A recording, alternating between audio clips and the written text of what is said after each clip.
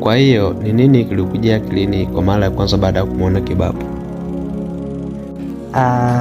Pesa. Pesa, suti anazovaa, gari analoendesha, ni wazi kwamba alikuwa na hela. Okay. Kwa hiyo hukujali vitu vingine? Hapana. Umri, background yake, kazi yake havinihusu. Sana sana nilikuwa naangalia pesa. Okay, Kibabu. Kwanza naruhusiwa kukuita Kibabu maana hilo sio jina lako halisi? Hapana shida.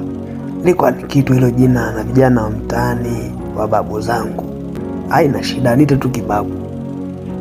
Okay, basi nitakuita Kibabu.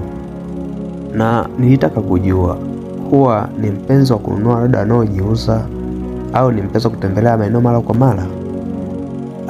Kwa kweli siwezi kusema kwamba ni tabia yangu, lakini nimenunua mara moja mara mbili, na kama unavyojua ukiwa kama mwanaume matatizo ya ndoa unayajua mwenyewe. Kwa hiyo wewe ni mwanaume, unajua bwana. Okay. Mnaniacha njia panda. Na ni lini mlipogundua kwamba wewe ni mtu na binti yake?